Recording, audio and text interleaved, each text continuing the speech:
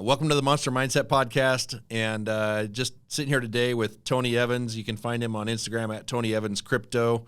Tony's a really interesting guy. I met him in Miami going to a weekend crypto mastermind with Jordan Belfort, Wolf of Wall Street.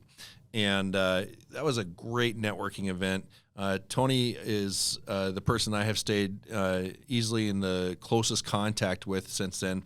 I think that he and I think a lot alike, and that very entrepreneurial mindset, opportunity-driven, push yourself and experience life type of a mindset as well. Tony, why don't you tell us a little bit about who you are and how you've got to where you're at and what's brought you to this point. Okay. Thanks, Doug. Much appreciated. Yeah, that weekend was a fun weekend, and I'm glad I stayed in contact with you. And I think I've known you now for a month, and this is our third city together. So yeah, it's quite interesting. I'm originally from North Wales. I moved to Japan when I was 19. Been in financial services most of my life, and then moved into cryptocurrency. So I saw the opportunity and I focused on that. And I've been in it from close to the beginning as one can be, and enjoyed the ups, the downs. We've done some interesting projects. I was involved with the first publicly traded blockchain company on the pink sheets here. Done a lot of projects around finance. My whole focus is on finance of physical, because I'm not a technical person. Welcome to the podcast, Monsters. I'm your host, Doug Bartlett. If you have a mind for business or you want to grow, we are the podcast for you. What was the take on the fight night thing? Like, why did you decide to do that?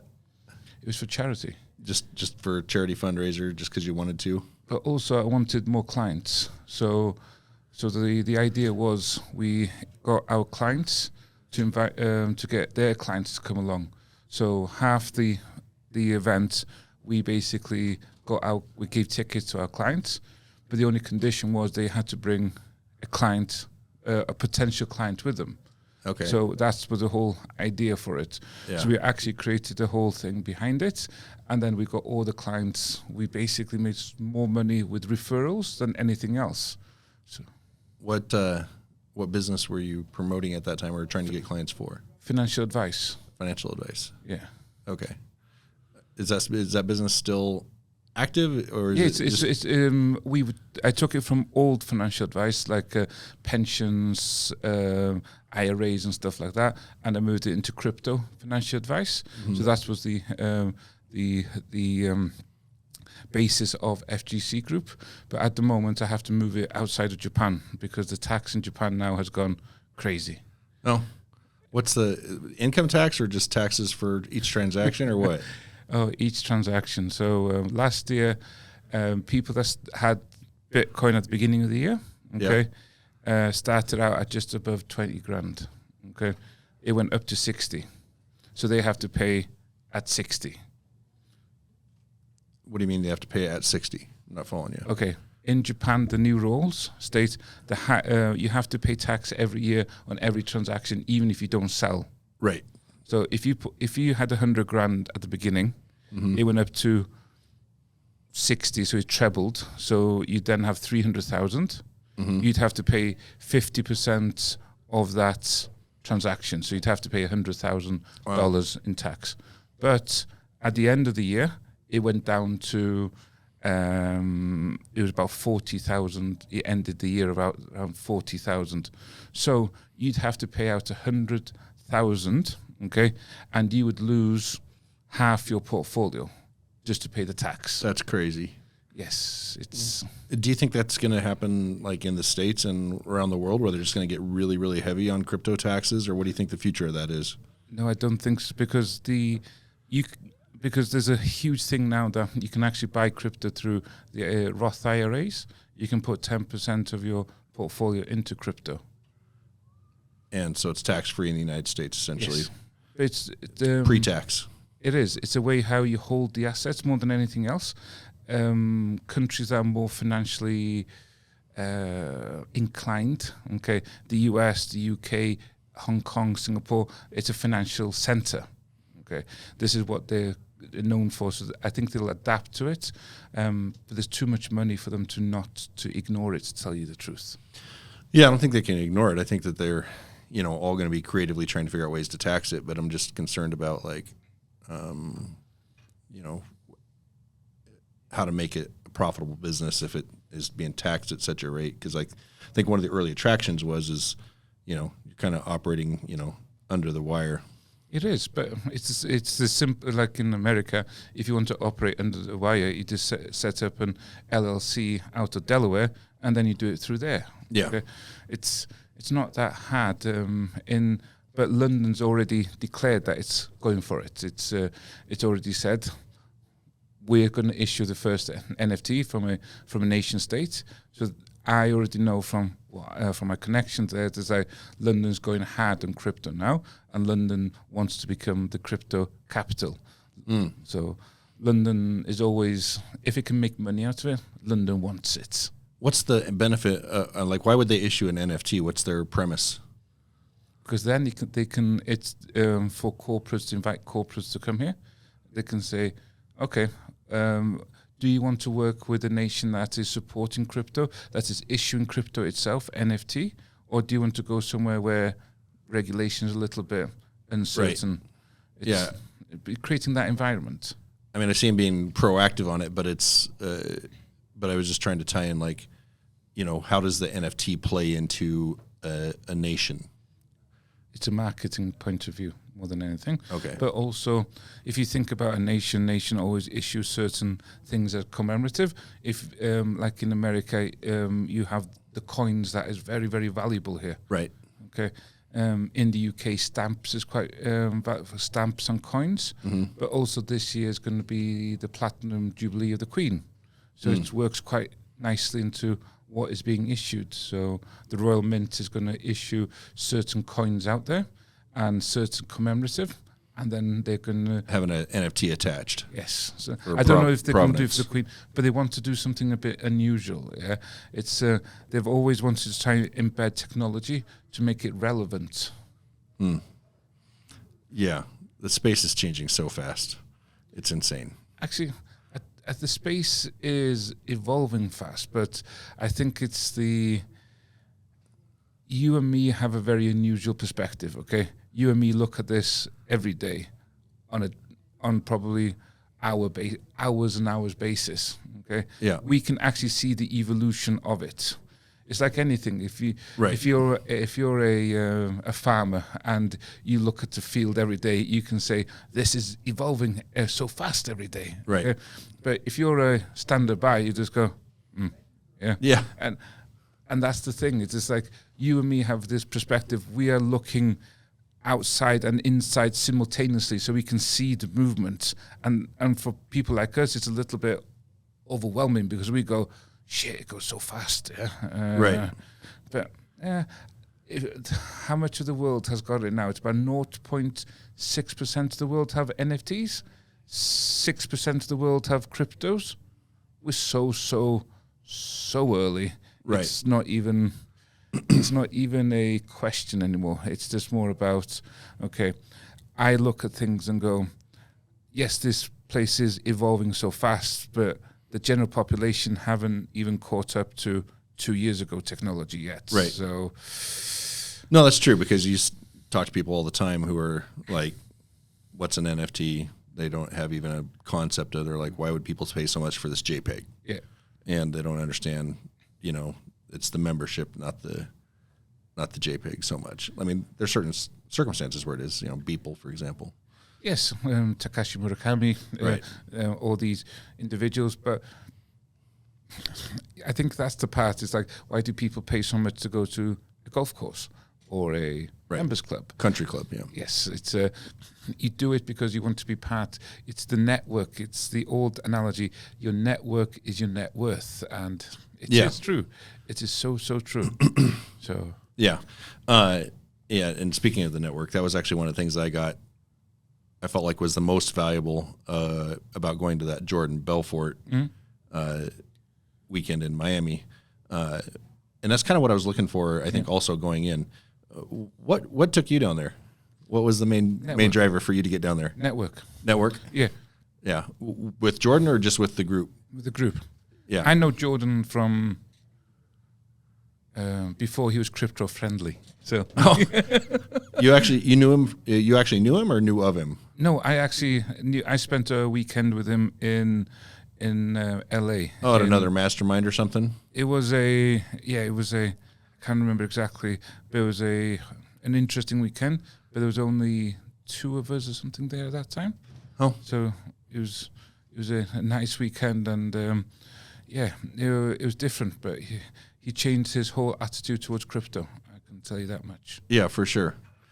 Tony, for our viewers, can you give me a little bit of background about yourself, like what you're doing right now, like the type of business you're involved in, sure, what your focuses are, what you're speaking about, because when you're speaking, that type of stuff, just give us a little bit more. Yeah, sure. No, it's okay. I'm originally from the UK, originally from a place like Boise, but smaller even, okay? I'm from North Wales, so the village I came from was around 3,000 people, so it was tiny. Yeah. The apartment block that I moved to in Japan had more people in it than the village I lived in. So, yeah. But I started out in financial services, insurance, and then moved into wealth management in Asia. So moved there when I was 19 and started working there in regards to wealth management, preservation of wealth, assets protection and insurance in Japan, and then moved to Korea, also a bit in the Philippines and China. I lived in China for, over a year. And yes, so I focused on there, but then decided 7 years ago now, that crypto was the future, and decided to go into that and do the same thing. People wanted help in regards to crypto advice, crypto structuring, so we started the financial advice for crypto at that time. But people weren't as attractive to crypto advice at that time. We then had a lot of structuring of crypto projects and crypto advice at that time. So we went into crypto advice. I mean, 7 years ago was 2015 that you decided that you were moving into the crypto space. Yep. Way early adopter. Like, what turned your head at that point? I think people forget at that time Japan was the center of the crypto market. Japan caught the fever of crypto before anybody else. Really? Yes. How did you see that in the, you were living there. How did you see that with the, was it on the news? Was it just people talking about it? What?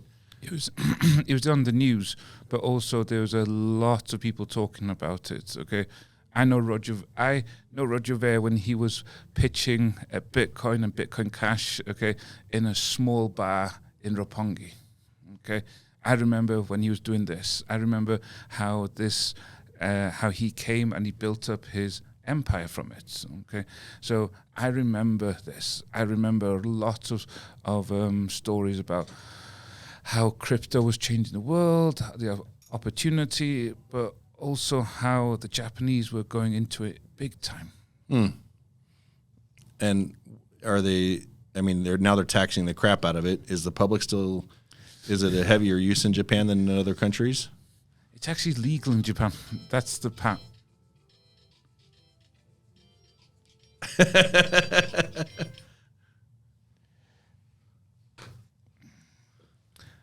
Retake? No, we'll just leave that in. It's good. It's good. It's good. It's good mood. Like I'm like, yeah. Yeah. Japan's got the bells and whistles on it. Come on.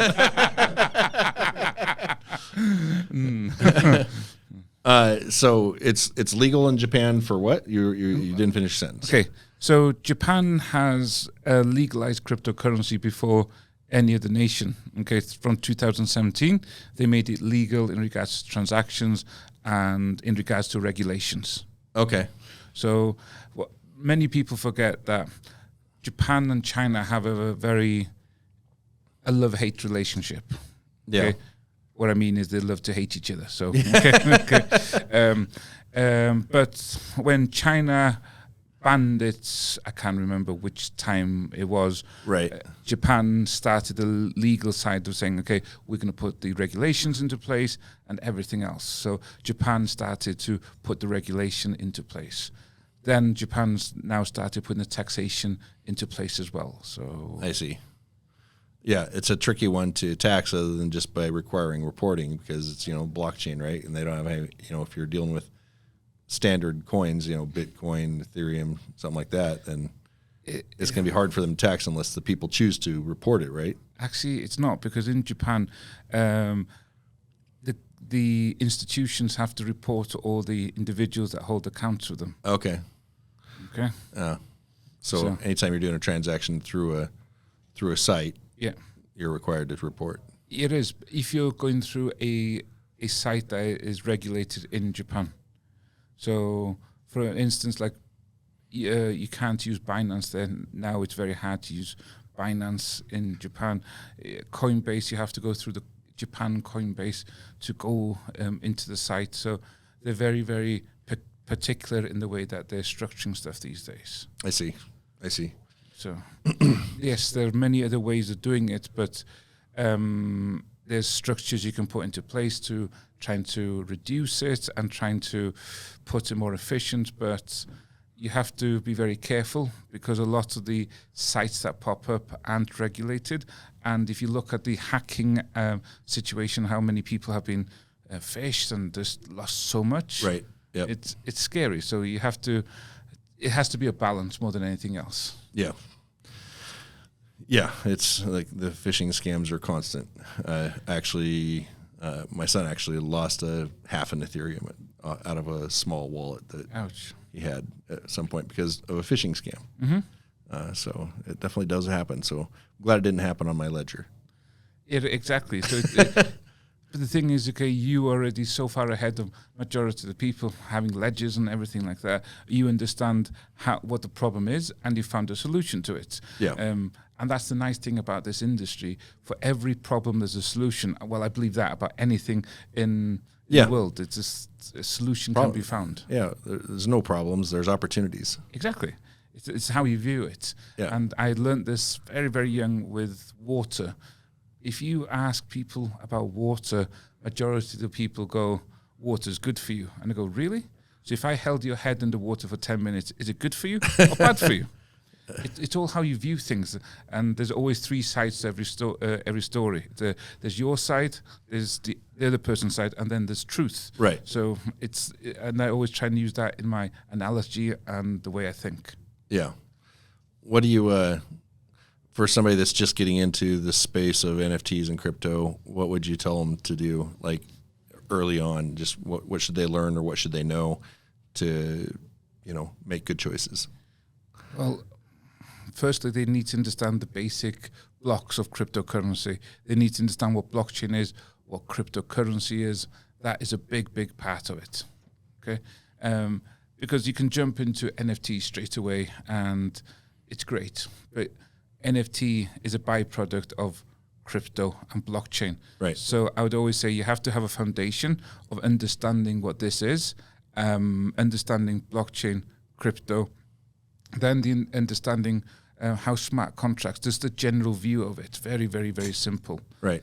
Then about wallets, okay, what's the difference between public keys, private keys, and everything like that. You just have to understand the general gist of it. You don't need to understand it fully, but you need to understand the general understanding of it. Mm-hmm.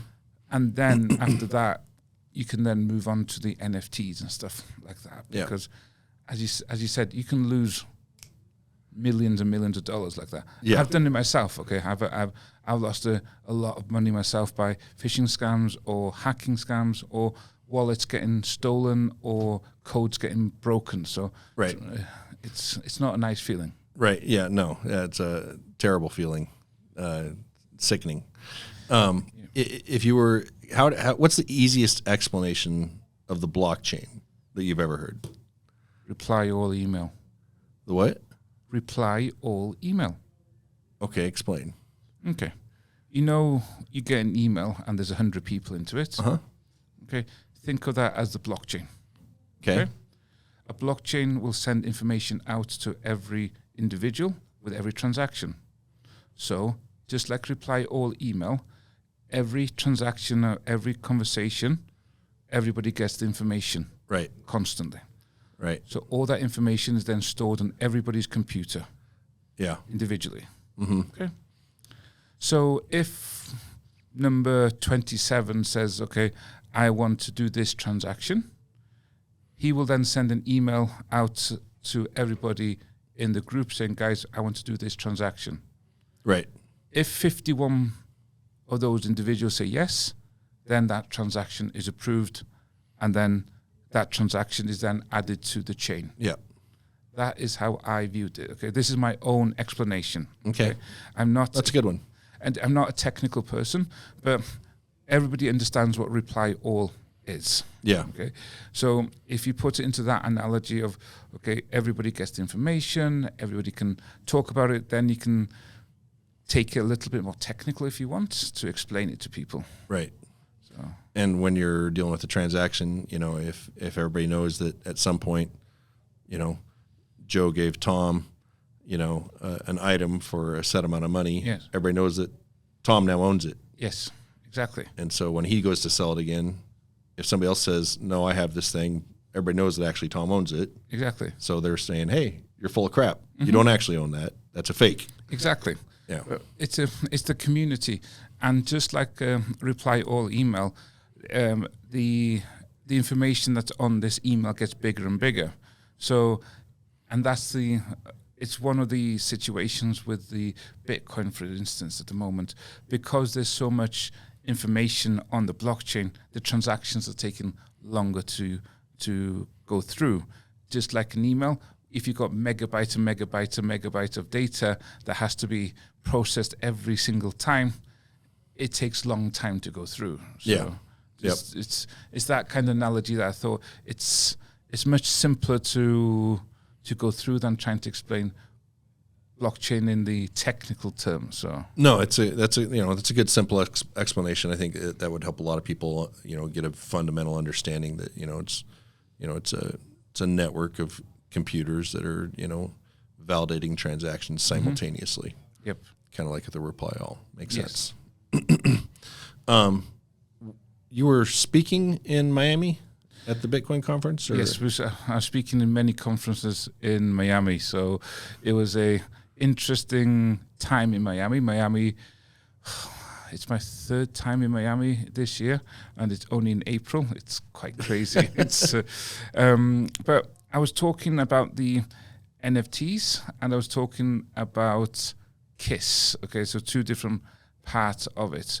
NFT, I was talking about the integration of the physical and digital aspects of it. Yep. I believe this is the future of NFTs. Right. Okay? And then the other part of it, I was talking about KISS.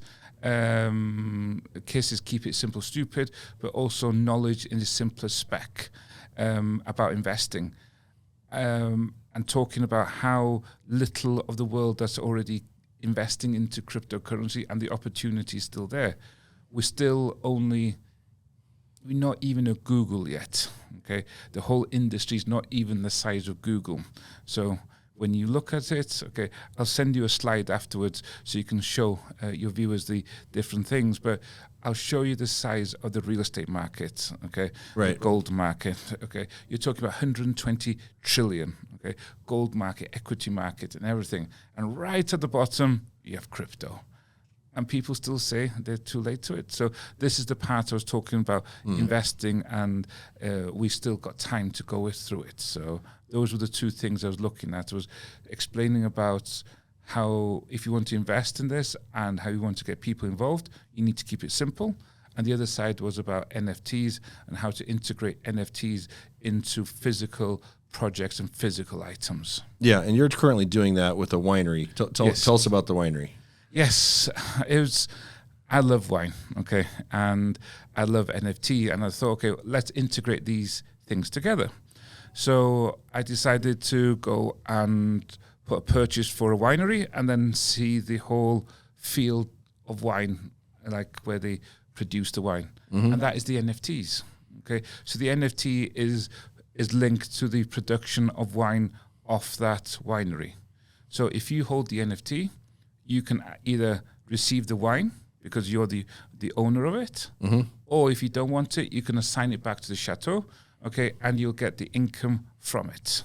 Right. So that is one aspect of it. You also become part of this community where you also get nights, X amount of nights per year, allocated to yourself, and if you want to use them, great. If you don't, you sign them back, and it can be then processed for you can be sold on Airbnb, on Booking, or something like that. Okay. So the winery has facilities for Yes. people to stay over and. Yes. Interesting. And then do events. So events in the winery and stuff like that, Right. where we can invite people to come and enjoy the whole situation. So there's different things that we're looking at to integrate the community. The whole NFTs will also be used as part of the packaging of the wine. So if you're the holder of that NFT, you would get an extra prize or extra allocation or an airdrop for that year because your NFT is used. So it's all about community, and also it's a give and take kind of relationship. Yeah. What's the how does somebody find that if they're interested in? I haven't officially launched it publicly yet. Okay, so but I'll send you the I'll put the details. So you can put it down here, but you can put it on. It's on my Instagram and everything like that. People can find it on there, and they'll see where it comes in. But you'll get first. You'll know about it before anybody else knows about it. Okay. Yeah, awesome. I just thought I'd give you a chance to pitch it out there. Thank you very much. That's. But it's a great example of the physical and the digital merging, and I think that it's like where your imagination can go with it is there's probably possibilities. I got to be honest though, there's one area where I've struggled with this, and that is how does crypto? I mean, I could take cryptocurrency as payment for roofing, but I haven't really figured out any good way to tie NFTs into the roofing business. No. What about a warranty? Yeah, we talked about warranties and having that being like a transferable warranty as an NFT that goes with a new roof, and so that's the only idea I've heard from anybody that's even a possibility that makes any kind of sense whatsoever. But then, it's also like, what's the value of it being an NFT versus just offering a warranty that's transferable? Okay, a warranty is issued by an entity like your company, for instance. Yeah. Okay. But there's nobody knows about the transactions and stuff like that. If you want to embrace the crypto, you can put it on the blockchain where everybody can see, okay, this was transacted here, but also there's 1,000 other people on this transaction as well. So I'm coming part into this community where I know there's more than me in this community. If you're just issuing a warranty from a company, you don't know how many people are inside of it. It's that community spirit that is the key to NFTs. It's all about what do NFT give you, okay? It gives you, you can see the transactions. The other thing is the community spirit, okay? The social aspect of it. So that is, those are the two areas I believe is crucial, okay? But also with roofing, it would be the warranty is one part of it, but the community part of it is I need a little bit of time to think about it. But the warranty is one thing. I'm just thinking, is there anything else you can integrate? I mean, you could have a barbecue. You can have a barbecue into it. You can have a customer appreciation events. You could have that kind of thing, but because if you do something like that, like we were talking just before about the event I was doing in Tokyo, was if you did that kind of barbecue and said, okay, come to this barbecue, but bring a friend, okay, you've then got a hot pool of individuals, okay, that you can go and sell to. Right. Because those people already know that you've helped. It's a warm market. Yeah. Yes. Okay. And that amount of money that you spend on a barbecue is probably going to be less than you spend on SEOs, on Google Ads and marketing and anything else. Yeah. But the aspect of it is it's a community spirit. Yeah. Yeah, I think that the charity stuff. We've done a couple of roof replacements for like veterans or situations where Habitat for Humanity. We did like a veteran and a Habitat for Humanity a couple, 2 or 3 times now, and I think that charity aspect of it could be tied in somehow as well. That's even maybe just created. So the warranty or buying the NFT, for instance, would buy the roof. But let's say a couple of percentage of the money from that NFT would go into a pool. Okay? Right, for the community. For the community. And then you would then build it up from there. So, or even put that into a pool and then go buy a house or something. Okay, yeah. To actually start generating income. I'm all for charity, but the one thing with charity I'm trying to figure out how to evolve it is charity is always about taking, if you can make it more self-sufficient and also replenish the funds also themselves, then the aspects of them needing becomes less, and they can become more efficient and more self-sufficient. So yeah. What are some passion projects that you're working on right now? I know you got the winery. Is there anything else? And you're traveling a ton. You're speaking. And speaking a ton. I'm one project. The company and I launched. It's about. I like bankrupt projects. Okay. Yeah. You talked about that a lot in the time we've been together. Yeah. Sorry. Explain that for us. Okay. You've been in this field for a long time. Okay. Tokens and NFT projects die. Yeah. Left and right. But the amount of money they raised is substantial. Mm-hmm. So majority of the time, they will use it to buy something or build something. But when they go dead, all that stuff is just left behind. Right. So it's what are you going to do with it? So this is the part I'm looking at, and the company's looking at is like, guys, I'll take that over, okay, and I will find a new place to put it. I will then put it into a new project, or I'll asset strip it, or I'll assign it to another company, or I'll bring 3 projects together and create a new project. Yeah. Okay? But I'll make sure that you get revenue from this, and your investors get also part from it. Right. So there's so much stuff left behind that one has to look at them, because that's a huge opportunity. It's interesting because if you explain it in the way that you just did, where it's like the investors that came up with the money for a project and the person who created it have failed, and if you're talking about something that's where there's not a lot of physical assets, essentially you're talking about code assets. At the end of the day, like, they really don't have anything that's very sellable, unless somebody like you comes along and says, hey, we can turn this into something, and you will get something out of it. So I would have to imagine that you're probably getting some serious amounts of code for essentially free, as long as you promise some type of return if it works out. Okay. Promise is a word that is used a lot. Not promise. But it's not actually speculate a return. Okay. But the way I will always say is like, I want you to become a partner in this. Maybe a small partner, but you'll be part of the team. Right. Okay. And this is you. As if this succeeds, you'll get something from it. If it doesn't succeed, you haven't lost anything. You're exactly the same place you were before. Yeah. So this is the part I look at it and go, this is the opportunity. But the opportunity is more than that. Is you hit on it. It's about code. It's about technical assets.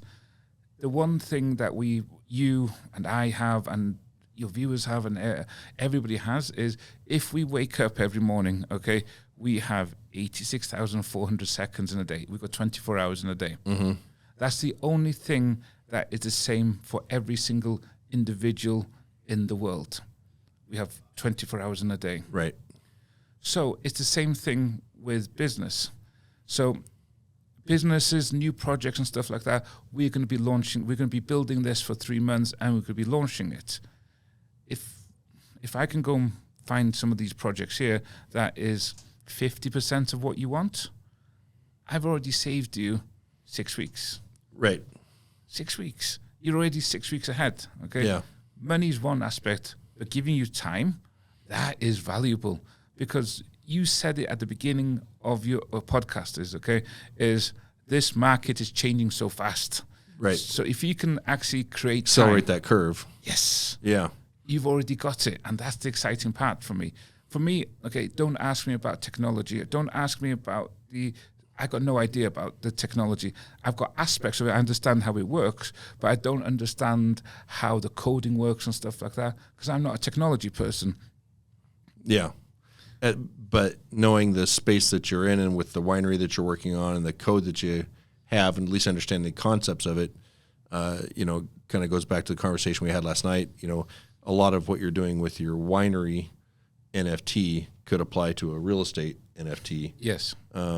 It's a distribution of assets on the blockchain where there's, understanding of what you hold and a value received for it. And so essentially the product really doesn't make that much difference.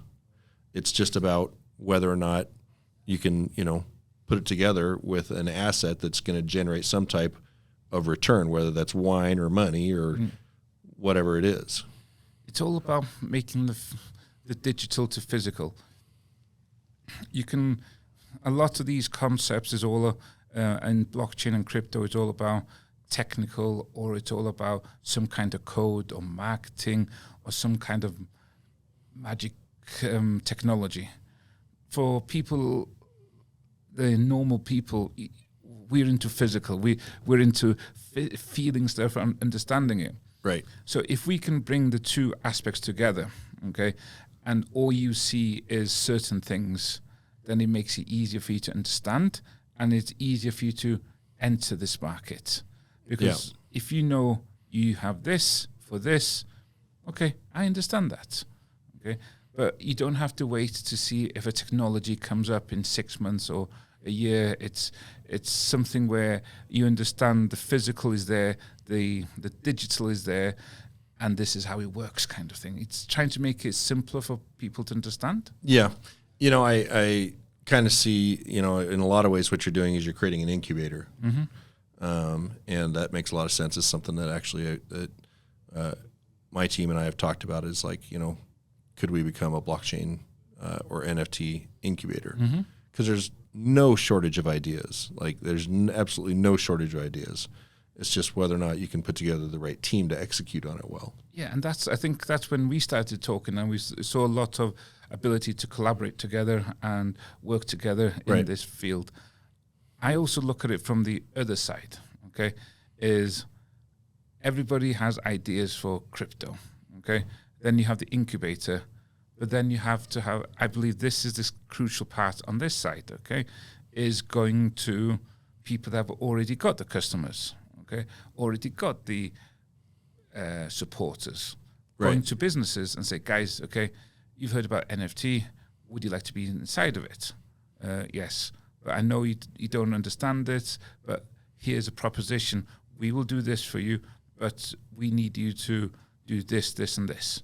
You make them a partner, okay? You use their businesses as a way to accelerate your product. Right, yeah, and we've talked about that with infinite stages and yes. Directions we could go with how to get the existing community to promote a project based around music. Yes, music is an interesting one. It's a huge, huge one. I believe things like streaming, music, movies, anything we like to enjoy, okay, is something where we can take this into a sexy point of view, okay?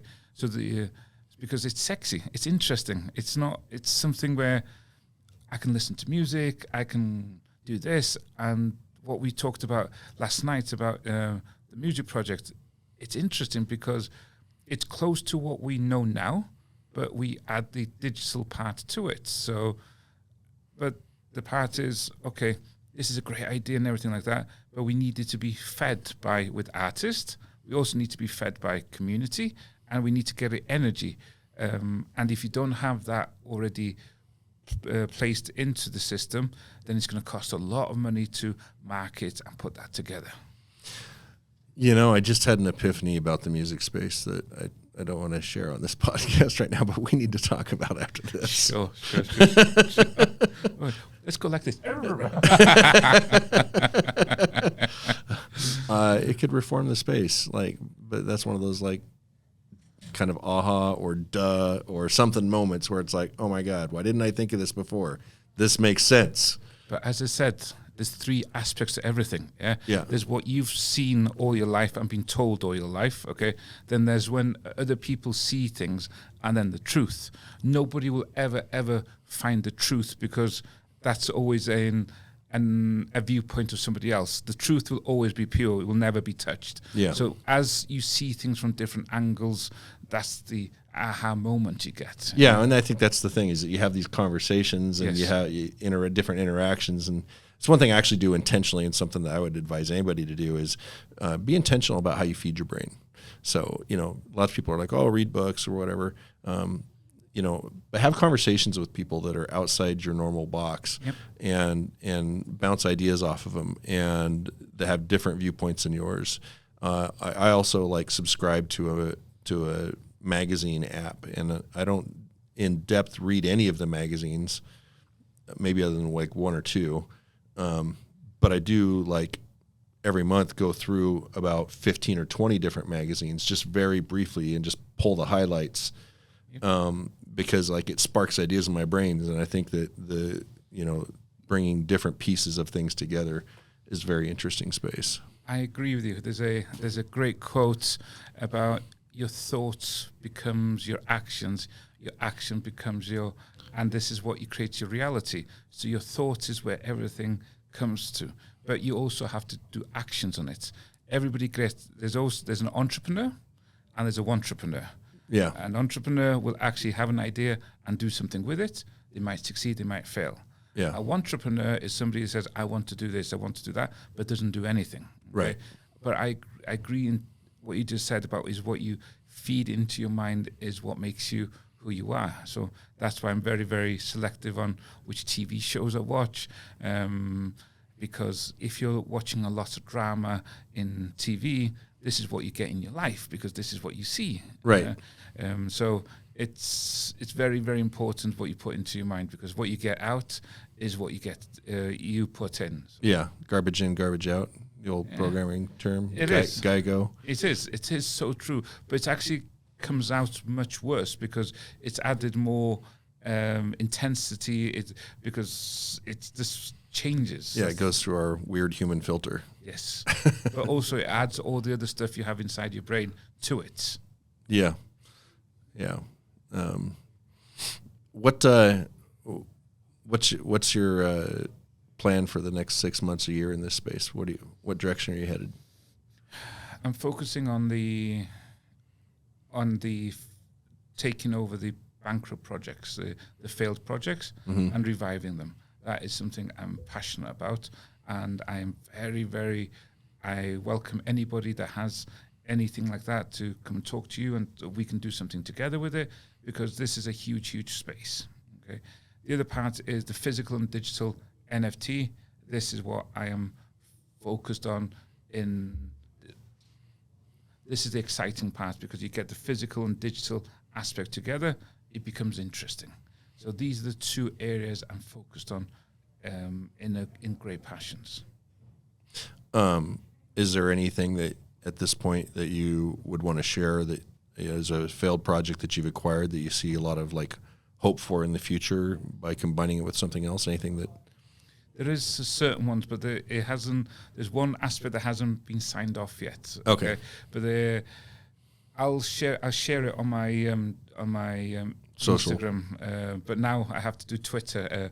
Or my social guys tell me you have to get on Twitter. This is how, and I'm just like, okay, I'll add another one to my things I have to talk about. But we have to. This is the field. This is the industry we're in. Yep. Twitter is the big building block, and with what the news came out is Twitter is in negotiation with Elon Musk now to actually do a deal. So there should be a deal done this week. So to sell out? Yes. Interesting. I mean, I knew that there was offers made and he had financing, he had backing, but I didn't know that they had come to the table and said, okay, we're not going to do the poison pill. I think they saw what would happen if they did. Yeah, because... Yeah, it seems like a no-brainer. Like the poison pill seems like a horrible, horrible solution. Like you're defrauding your own ownership.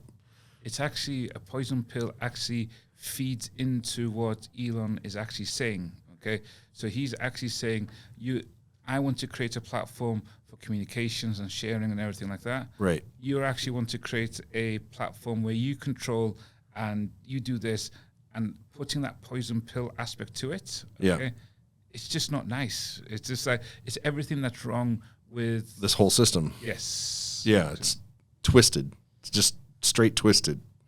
It's how things have been done, and this is why this $2 trillion industry has sprung up. Okay, right. You adapt to survive. It's something I say on a daily basis.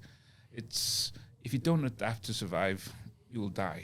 Okay, so it's the same thing as, look at Nokia. Okay, Nokia. If I asked you what Nokia used to be, okay, tire company.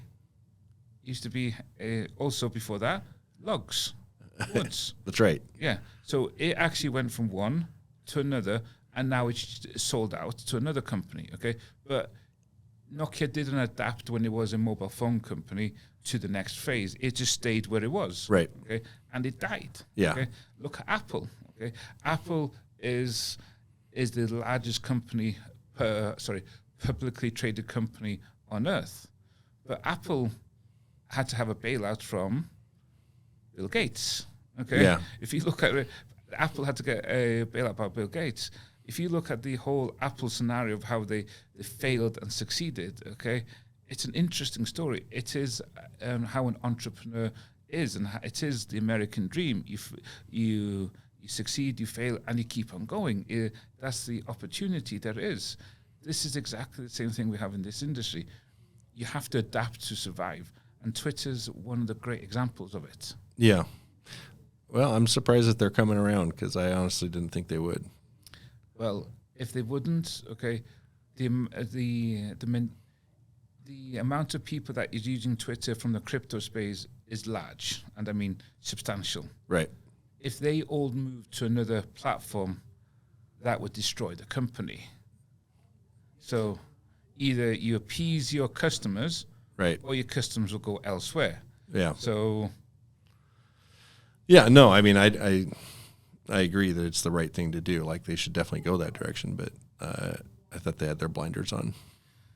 But also, we are very, very simple animals. Okay, we do things for two reasons, or the perception of two reasons: greed and fear. Okay, maybe they just went, okay, we can make money here. It's okay. Time's up. I'm out. Yeah. Okay? But also, as an investor in Twitter, if you saw how much return they've made compared to other social media platforms, you've seen they haven't done a good job. Right. Okay? So, as an investor, you're looking for something. Yeah, some type of exit at some point or another. Or some kind of return. Yeah. So. No, interesting. Well, Tony, anything else that you think could be a hot topic to discuss? Like, entertainment is a marketplace, I believe, is huge. Okay, we spoke about it through music. Okay, but entertainment in general is huge. Yeah, I mean, when I talk about like infinite stages, you know, we start with music, but we've definitely thought of like church sermons and comedy clubs and all kinds of different things that would actually apply to. That makes a lot of sense. I believe religion is a big part of this as well. Okay. Yeah. Because religion hasn't changed the way that it is funded or shown appreciation for hundreds and hundreds of years. If you go back to the Middle Ages, where the Vatican were issuing papal pardons and stuff like this was that version of an NFT. Okay, at that time. Okay, it's not that crazy.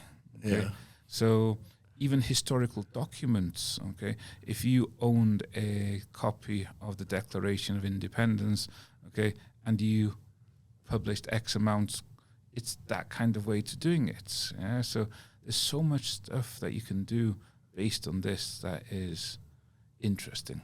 I also think one of the ideas that's going through my head is a football team, and I mean proper football, not your football. I mean football. You mean soccer? Football. Okay, football. Ball that's played with a foot. Football. So but even American football, I'll give you that one. Okay. But owning a team is something that you can do through an NFT. It's a community spirit. This is the history never repeats itself; it mirrors itself. Okay, if I looked back and I started my mind started wandering as I've been traveling. If you go back to the Mormons, okay, and how they created the whole community, how they created the Mormon Bank. Okay, it's a community-driven bank. Yeah. It's a community, and this then was investing into projects where other people didn't want to invest to. Okay, that sounds very much like what we're talking about today. Yeah, it's a fun concept to think about putting together an NFT to buy a professional, high level sports team, because like, how many millions of people would be like, I own the Dallas Cowboys. Exactly. Right? Exactly. and they're a minuscule fraction of ownership, but they do own it, and they get dividends or some type of, benefit. Like they get to be, maybe they don't get a dividend, maybe it's just fractional ownership, but they get to be part of exclusive interviews with the quarterback twice a year. It's all about that community spirit. But they can come into different, like a special event where the team will come, like a dinner or a barbecue or something like that, that shareholders get certain perks through certain companies. You do it now from a membership point of view. We also got to be very careful that it's not securitization. This is also a community. This is membership. This is the same kind of basis as a sports club or a country club membership. Country club. Thank you very much.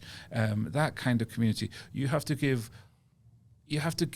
privileges that money cannot buy. Okay, like the ability to go and meet the quarterback, or the ability to take a picture or go to a game. It's that bragging rights. Or get a lesson, or or get a happy birthday from one of the team members. Right. Yeah? Something like that. It would be so much value.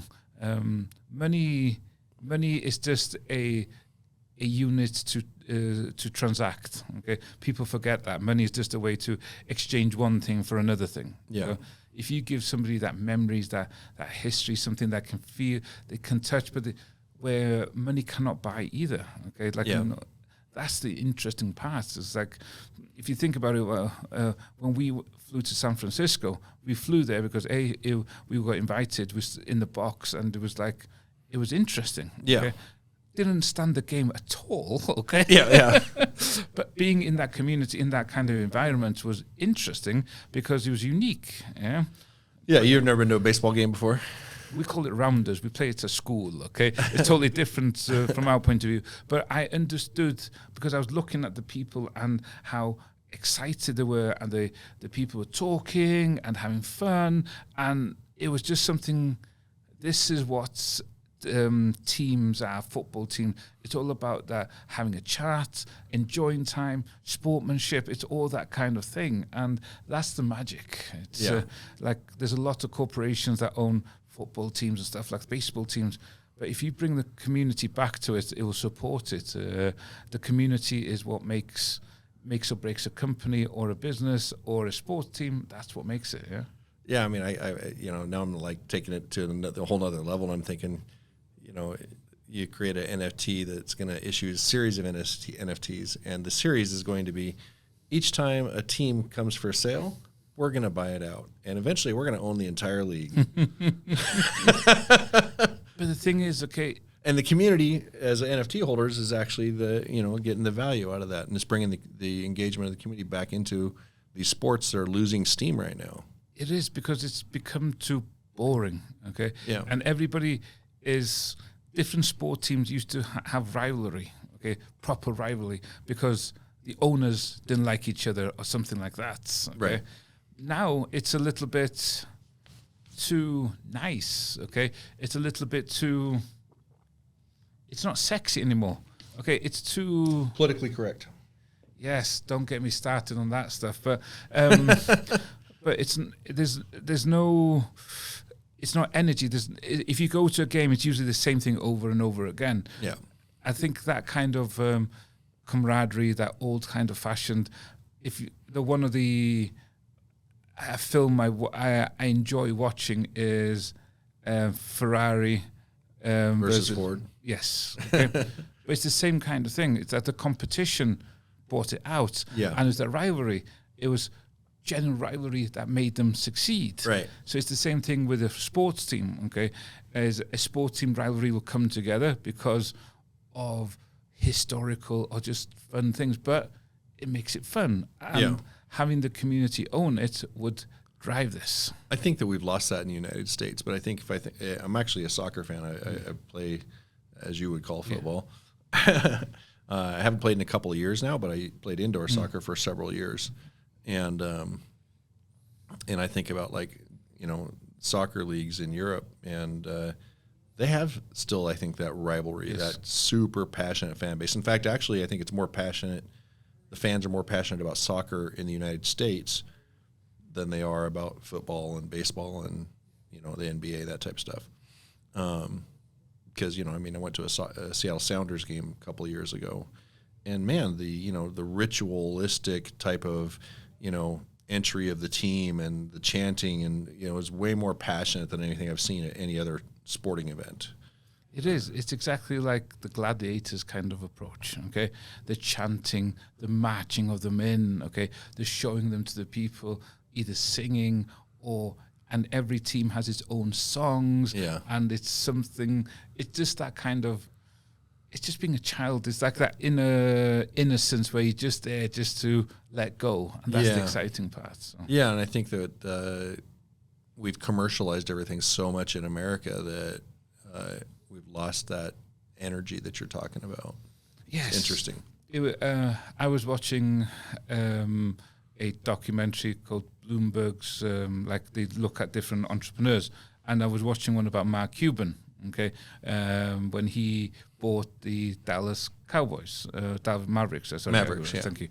And how many times he got fined in a season because of he was shouting at the referee, he was doing this, but where the Mavericks was when he bought them to where they are now, it was because of his passion, his way of communicating with the fans, and the fans seeing, actually, I give a damn. Yes, somebody cares. Yes.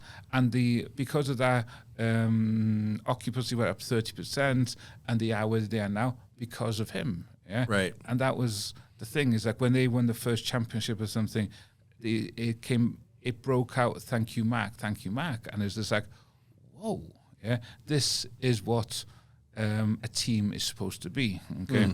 And I agree with you. Different countries, different places have lost what it's all about. You've lost the fun of it. It's all about money. You've lost the fun. We talked about it last night. It's not about the money. It's about the hunt to get there. That's right. The fun part. It's the same as football, soccer, anything. It's all about to get there. Yeah. No, it's interesting. I think about it's all about experiences. Yep. Whether it's, photography, selling an experience. Yep. Sports team, there's an experience. Yep. Right. Music is an experience, and and that's a conclusion I came to several years ago. Is that, in first world countries, the future of business is about what experience do you offer, and not your experience as a person, but what is the experience of your customer? Mm-hmm. What is the experience of your fan? What is the experience of your collector? And that's what's going to change a business in first world countries. Third world countries, different story. I mean, they got a lot of different things going on there, but I think that's a common theme I see over and over. It is, but if you think about how social media has changed this aspect of what you just said about experiences, this is why social media has burst out. This is why we have influencers, okay? Influencers is a brand of its own. Right. But they offer experiences. They offer what they do, how they do things. They offer unique stuff that individuals aspire to. And that's what they want. People want something to aspire to. Right. I believe, as you said, in political correctness, is we've taken away the people to go, I want to be there, because we have to have everybody equal. Okay. Yeah. And I'm going to go beep beep beep. Okay, because I would have sworn otherwise, but I thought I'd save you. No, go ahead. We won't beep beep. We'll just let you swear. Oh, it's bloody bollocks! Yeah. It's just like you're trying to talk about political correctness and make everybody feel, oh, this is okay. It's not. This is not how life is. This is not nature. Okay, we haven't come to this so far by being politically correct. We have done it because our natural ability. We have to succeed. We have to push ourselves forward. Okay, right. And that's the part. People forget about that. I'm not sure if you've ever seen a documentary on Discovery called "The Men Who Built America." I have. Okay, it's one of my favorite TV shows. Okay, Yeah. And it's a rivalry between Carnegie, okay, and Rockefeller. Right. Okay? It was a genuine rivalry, and they used to send presents to each other, okay, just to annoy each other. Like Rockefeller used to send to Carnegie a paper vest to show he came from a poor family. So Carnegie used to send to Rockefeller a bottle of fine Scotch whiskey, just because Rockefeller was a devout Baptist. Okay, so but that was rivalry. But because of that, it inched each other because they had to be the best. They had to push themselves to get there. Yeah, and that is what makes us who we are. Okay, yeah. And I think we've forgotten who we are. It's like we have to succeed, not because we have to keep everybody happy. Okay, because we have to succeed and be better and push ourselves forward. You know, I think that we talked about early on in this podcast, like what took us to that Jordan Belfort event, and it was the networking thing. Yeah. And I think it's because we're naturally seeking, that who am I competing with now? Yep. Like, and it's not that I need to directly compete with you because there's more than enough in the world, but by having that pure association of, hey, I like where this guy's going. I think I can do better. Yep. It's a natural competition that just comes out if you have that internal drive. It is, but also you can align yourself with people as well. That's the part that I enjoy as well. You align yourself with other people, and you go and you push yourself forward to succeed. If after that your success, you go your separate ways. Hey, it's a good story. Yeah. And that's the part. It's exactly the same with me. Back to the experiences. Yes, it is. It's all about that. It's we have to have something that it's our choice. Okay. You are who you associate yourself with, which is true. Yep.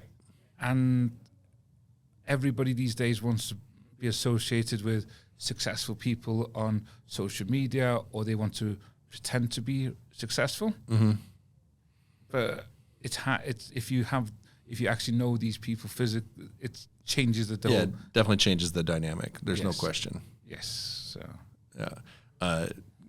Everybody should get out there and find that peer group that pushes them to be better than they are, to do more than they've ever done, to push themselves further than they ever have, I think. And I think that's the biggest thing that I got from going to that group. It is. It's all about, you have to keep on pushing yourself every single day. It's not because you can't live if you don't do it. It's because you want to see how amazing you are. Okay? Yeah. You're not here and I'm not here, okay, and your viewers aren't here. It's because of they've had a easy life, okay. It's the hard times that made us who we are today. Right. Okay? It's the and that's who we've learned from those lessons. But those people that we've met along the way, they've either pushed us up, okay, or we've had quarrels with them, but they made us much better. They pushed us. So I always look about who can push me up, who can I talk to, who can I be associated with, even if it makes me feel uncomfortable, okay? Why would I do it? You have to keep on pushing. It's like, why did you and me jump on a plane to San Francisco? Yeah, because we said, hey, this doesn't come up a lot of the time. Right. We want to go meet some interesting people. And we met some interesting people there. We did, yeah. And it was one of those things where we go, I'm glad I did that. Yeah. Yeah. Yeah, it was a fun experience and definitely met some interesting people and deepened some relationships. Yeah. Like, so that was definitely worth it in my opinion. Yeah, it was. But I always look at the path not taken as well. Okay. We had a choice, okay, that this was offered to us. Yeah. And it was offered to more than you and me, okay? Right. Okay. But we're the only ones that took it up. Right. What would happen if we hadn't done it? The path not take. It's Probably would have just gone home. Yeah. No, but the thing is, okay, how would that affect my business in the future or my mindset in the future? Right. Because I didn't do it. It's always the path not taken. It's like, if there's anything I'd love to see, is like the choices you made, how would that have changed your life, kind of thing. Right. Yeah. So yeah, that's interesting. And Boo was a pretty interesting guy. I don't remember how to say his last name. Yeah, same here. It's just like, it's very hard not to say his name. Boo. So, but he's such a great entrepreneur. Very, very interesting. He's got passion about different everything he does, and all the different sports people he brought there. It was like, whoa, okay. Yeah. It's I respect his project and where it's going. So yeah, yep. Is there any other relationships that I feel like you and I have stayed pretty connected through that and past it? Who else have you stayed in closer connection with? Oh, I can't remember his name now. He just put me on the spot and I just totally gone blank. Oh God, okay. Eric was one of them. Eric's from Sweden or Norway? No, or Norway. Eric from Norway. But also Eric from Miami. NFT Miami. Yeah. Okay. So I stayed in contact with himself. Okay. And I also stayed in contact with Rob Alexander. Okay. Grand Theft, or the computer guy. Yeah. The speaker. Yeah. The speaker. Yeah. Okay. That's interesting. So I stayed in contact with them. Yeah, it's just, for me, it also has to be both ways. Mm-hmm. You can always try and connect and do everything, but if it doesn't come back the other way, then it's always about, okay, I don't have to do it. It's that if it's all about if you working together kind of thing. You show respect and you put things together. So yeah.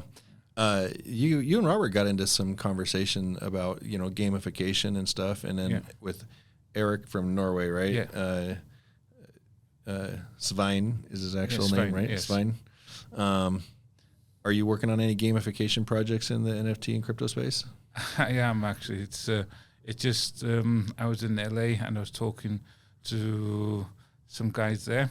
This project appeared on my desk 4 years ago. Yeah. And the project died because of a relationship in Dubai that just let the thing go. But the whole concept of it and how to do it, the opportunity is there now to move it forward. Okay, it's about motor racing and NFTing, so you can customize your own car and race it and different things. So there's a lot of opportunities there. So there's this part is interesting in my opinion because men love cars, women love cars. It's the racing. It's also so glamorous. You can bring the physical to the digital because F1 is such a global event. Oh, I'd love to drive one of those cars. If you want to drive one of those cars, then you need to go to Abu Dhabi. Yeah? Yeah. Okay. I don't think I fit in them actually because I have driven a NASCAR. Okay. But if you go to Abu Dhabi. Yeah. You stay in the W Hotel Abu Dhabi. Yeah. Okay. And the W Hotel is on the track. On the track. And I've done it. You can rent the cars and go around it. Okay. It's fun. I was supposed to actually drive an Indy car. Okay. In Vegas at the Las Vegas Motor Speedway. Yeah. And I couldn't get in the car. Okay. Like my shoulders wouldn't fit in. I got my butt in there and tried to I could get one shoulder down, but the cockpit was not wide enough for my shoulders. Oh, God. But the thing is that Vegas has got so much of these things as well. Yeah, they've got all these different kind of experiences and stuff like that, and it's so much fun. It's, it is. It's you have to feel alive. I'm not saying that. Do you know when you're going that speed and life is just going like that? Yeah. It's that adrenaline that goes through your body. Oh, yeah, it was intense. Yes. It's just like, that is what life is all about. It's like, everybody is so focused on surviving, yeah? Mm-hmm. And COVID has re-emphasized this into me in such a way. We're not coming out of this alive, okay? None of us are. We're all not. It's all about the experiences, the fun we have, the time we're alive. Yeah. So everybody's becoming much more conservative, and they don't want to do these exciting things because they're afraid they're going to die or something. Yeah. I'm not saying doing crazy stuff, but you have to push yourself, because that's what makes life fun. So that was a fun experience. You know, they had those ones speed limited to 140 miles an hour roughly. Okay. But when you're doing 140 on a banked track, yes, that's pretty intense. It is. It is very, very, very intense. But I can guarantee you one feeling is once you've done that 140, you want to do 150. That's the thing. As an entrepreneur, you want to push yourself to that limit until it's just like, and then you go, okay, now it's okay. Yeah? Well, I now own a sports car, and I've done 152 in my car. Okay. On the private tracks, of course. Of course. Of course. I would never do that on a public road in rural Kuna, Idaho. Of course you wouldn't. Especially with the cover it in mud. Just take mud, throw it on nobody can catch it. Yeah. Not quite I've done that before. So. But it's the same thing with the experiences. It's like it all goes back to experiences. Why is Vegas there? Okay. Yeah. It's an experience. Creating an experience. Yeah. It is. It's the fantasy with the reality. It's the digital with the physical. It's the mental with the physical. I think you and I need to plan an experience. Yeah. What comes to mind? Something fun that you've been wanting to do. Well, something fun that I wanted to do. That's. I always do what I want to do. That's the problem. I'm going to go to Vegas F1. That's one thing I'm going to do. Okay. Because I've been to so many F1 races around the world. Okay. I've never been to one, so I would love to do that. Okay. Monaco was one of the most experiences I've ever had. Abu Dhabi was another one. Tokyo, Singapore, and Vegas has now got it, and it's going to be an interesting one. So okay. But the reason why I like going to these kind of events is the networking. Right. Okay. It's like you go to these hospitality suites and people are there, and the people you meet are like, whoa, okay, right. Interesting. Yeah, interesting people. Interesting people, successful people, people that you want to be associated with, but also people that you can learn from, either collaborate with or just be in contact with. Yeah. So, and that's the part. I like to look at experiences where I can actually, it can be beneficial for me in the future. Sure. Creating relationships. Yes. Bonding. Yes, exactly.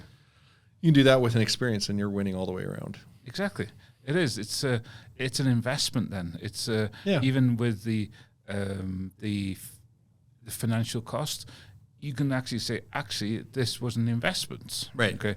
And that's the part. As long as you can actually say this was an investment, that was a good transaction. Yeah? Yep. So when is that going on in Vegas? I can't remember. It's end of this year, I believe. So okay. All right. Well, I'm gonna start doing some digging. See. Sure. No, I'm the same. I was there last week, and a friend said, "Oh, this." I was like, "Oh, yeah." And then they started showing me the different places and different things. It's like, this is going to be some interesting people here, yeah. But also there'll be a lot of Asian people there. So especially, we better make our reservations, man. Yeah, no, I think I have to call a couple of friends and get some favors called in. Yeah, it's because Vegas itself is changing like crazy. It's but there's always ways to make things work. There's always a solution, as we both keep on saying. So, well, Monsters, we're going to wrap it.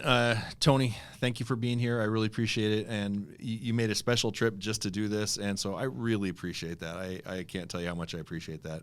I've also appreciated deepening the relationship and just getting to know you more and more. And I think that we're going to have some room to work together in the future on some projects. And so I'm super excited about that. And why don't you just take a second to just tell people how they can reach you and reach out to you if they have something that fits in the spaces that we've talked about that's in your wheelhouse. That's okay. Thank you, Doug, to begin with. Yeah, it's appreciative. So, but from my point of view, okay, I'm on Tony Evans Crypto on Instagram, on YouTube, and everything like that. I have a lot of different projects, but I think maybe if I'm going to do something interesting, I'll do a Zoom with you, Doug, okay, and we can do it from that point of view. Welcome to the podcast, Monsters. I'm your host, Doug Bartlett. If you have a mind for business or you want to grow, we are the podcast for you.